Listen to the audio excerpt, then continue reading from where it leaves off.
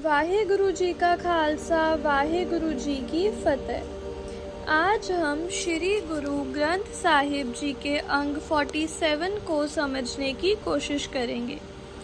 आज के इस दौर में हम सभी एक चीज़ ढूंढ रहे हैं, true peace and inner satisfaction. हम दिन रात मेहनत करते हैं, रिश्ते बनाते हैं, वेल्थ एक्यूमुलेट करते हैं, पर फिर भी अंदर एक खालीपन महसूस होता है। आखिर क्यों हम सब कुछ पाकर भी पूरी तरह सुखी नहीं हो पाते? आज हम श्री गुरु ग्रंथ साहिब जी के सिरी राग अंग 47-48 में उच्चारित गुरु अर्जन देव जी की उन पावन तुकों वर्सेस को समझने की कोशिश करेंगे, जो हमें इस माया मोह के जाल से निकालकर सच्ची शांति का रास्ता दिखाती है। गुरु जी पहली ही लाइन में एक हार्श ट्रुथ हमारे सामने रखते हैं। माया मोह प्रीत त्रिग सुखी न दिसै कोय। दुनिया के झूठे मोह और टेम्परेरी अटैचमेंट से बनी प्रीत पर धिक्कार है, क्योंकि इसमें पढ़कर कोई भी इंसान आत्मिक रूप से सुखी नहीं दिखता। हम जिन चीज़ों में सुख ढूंढ रहे हैं वो सब चेंजेबल और टेम्परेरी हैं। तो फिर सच्चा सुख कहाँ है? गुरु जी आगे बताते हैं उस परमात्मा के बारे में। वो दाना, सब जानने वाला, दाता, सब देने वाला, सीलवंत, हम्बल और काम और निर्मल, पवित्र और अनलिमिटेड है। बालक बिरद ना जानिए नहचल तिस दरबार। इंसान बचपन से जवानी और फिर बुढ़ापे की तरफ बढ़ता है, पर वाहेगुरु टाइम और उम्र के चक्कर से परे हैं। उनका दरबार निश्चल, एटर्नल और अनशेकेबल है। उनके दर पर जो भी सच्चा सहारा मांगता है उसे निधारा आधार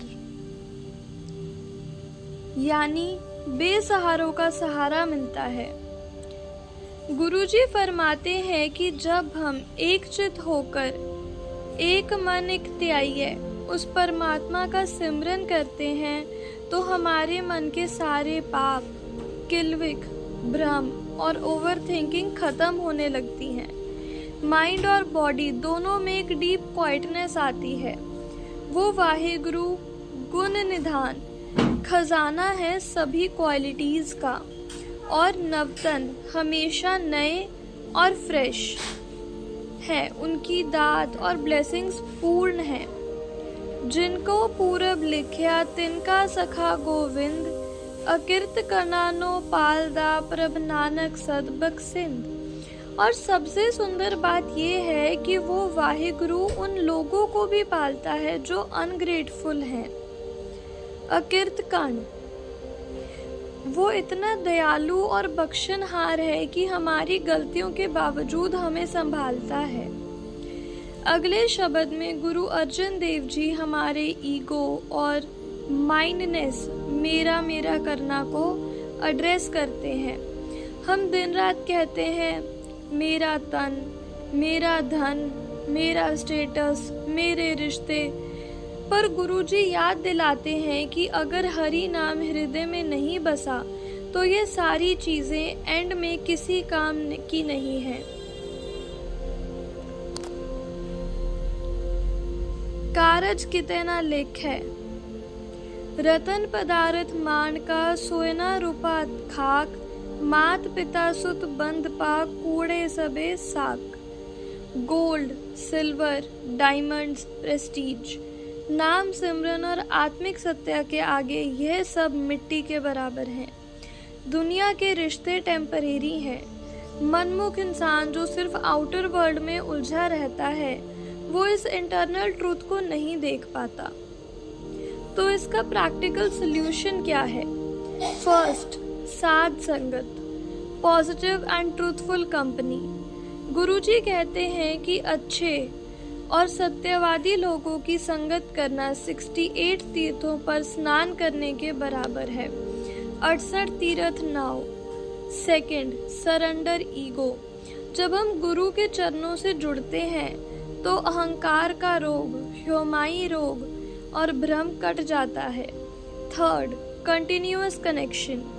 दिन हो या रात, उस सुप्रीम एनर्जी को याद रखना ही मनुष्य जन्म का सच्चा मकसद, साचा सुआओ है। आखिरी में हमें भी वही अरदास करनी चाहिए जो गुरु नानक देव जी करते हैं। हे हरि, अपने ऐसी कृपा करो कि मुझे आपका नाम कभी ना भूले।